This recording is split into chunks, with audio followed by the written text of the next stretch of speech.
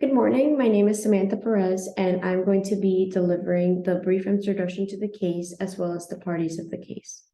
Good morning, everyone. I'm John David Peebles. I will be delivering the final verdict of the case, and I will be delivering the takeaway as well. So I'm going to go ahead and get started with the plaintiff of our case. The plaintiff's name is Adele Sherbert. She was a woman who lived and worked in a small South Carolina town. She worked in a textile mill, and her work schedule was Monday through Friday. She worked 19 consecutive years until she became a member of the Seventh-day Adventist Church religion. And so to better understand Miss Adele Sherbert, I'm going to briefly talk about the Seventh-day Adventist Church requirements. So here are some of the Seventh-day Adventist Church requirements. They value health and diet. They refrain from drugs and alcohol, and they have a preferred diet of vegetarian, even though there is no specific meat requirements. They are a church and a religion that is preparing for the second coming of Christ.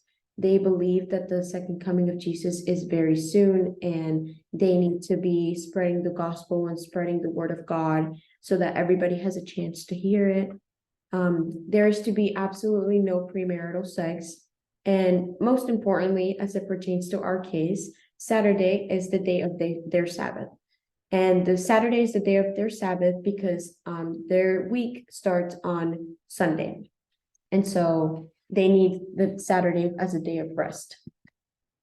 So going back to Miss Adele Sherbert, our plaintiff, her joining of the Seventh-day Adventist Church posed no trouble up until 16 years after her joining, which was 35 years in total of her that she was working at that textile mill, when her superiors decided to change her work schedule from Monday through Friday to Monday through Saturday.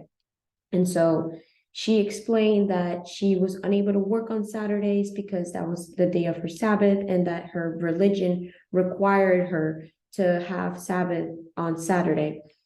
And her superiors did not care for it, and she was then fired for it. And so Ms. Adele Sherbert began to search for similar jobs in the same industry, but they all required her to work Monday through Saturday.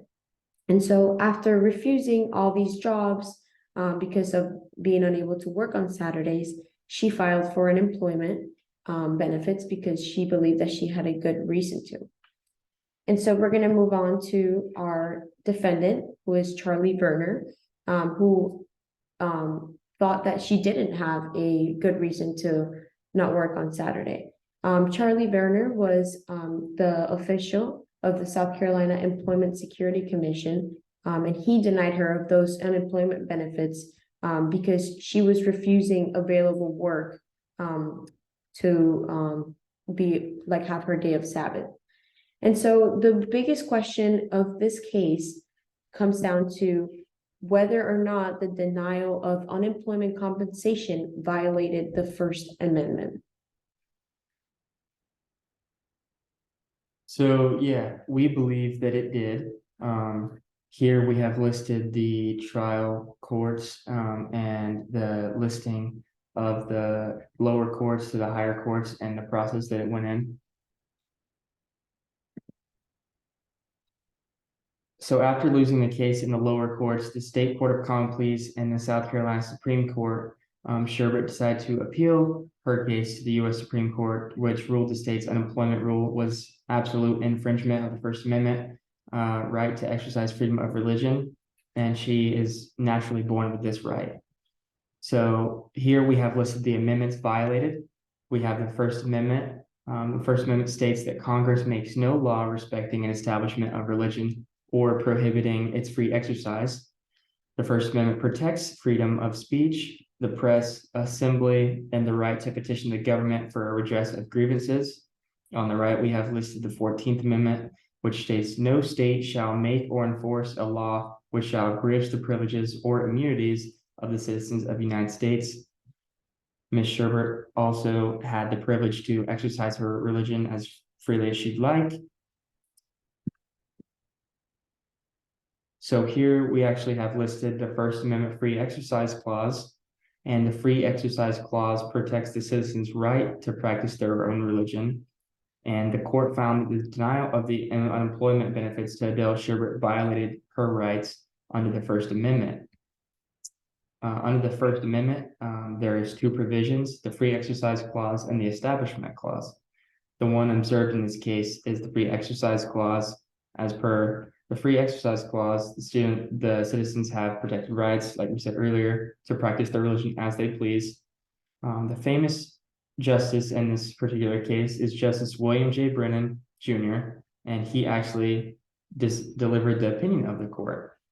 William J. Brenner Jr. is actually really well known for his famous statement in the court. He said, "The state is forcing her to choose between her vocation and her religion." So the viewpoint on Sherbert versus Verner is we agreed that the denial of the benefits was an absolute violation of the First Exercise Clause of the First Amendment, and the denial of benefits came solely because of her practice on her religion, and she was being discriminated against because of her religion.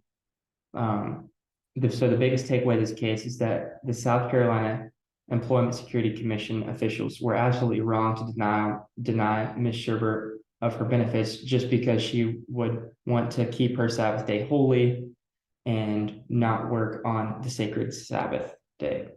Allowing other religions to have a Sabbath on Sunday, but not Ms. Sherbert, is absolutely unconstitutional. And this is where the courts found it unconstitutional. It was making Ms. Sherbert decide between her vocation and her religion, therefore violating her First Amendment right of free exercise. And this case actually became a very, very famous precedent for future religious cases.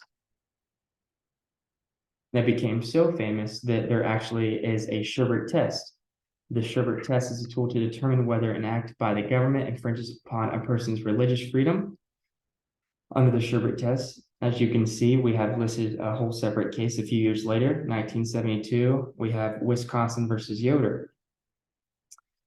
Wisconsin versus Yoder takes place in an Amish community. And there's a set of Amish parents, and they were attempting to pull their child out of school after they had graduated from the 8th grade. The state of Wisconsin intervened and said, "You can't do this. The child has to stay in school till at least 16 years old. High school education is unnecessary and contrary to the Amish lifestyle and belief." And the Amish family tried to explain that if they were to keep their student in schooling past the 8th grade, they could even endanger their own salvation and the salvation of their child. So under the First Amendment's right of a free exercise clause and the 14th Amendment, this was declared absolutely unconstitutional. Like explained earlier, the First Amendment gives us freedom to practice religion however we please. And the 14th Amendment states that the states cannot intervene in any type of natural born right that we have. And the court found that this was completely unconstitutional, and the Amish family had every single right to pull their student out of school at the 8th grade because this was part of their beliefs, and this was a very famous practice of their religion. Thank you, and here are our sources.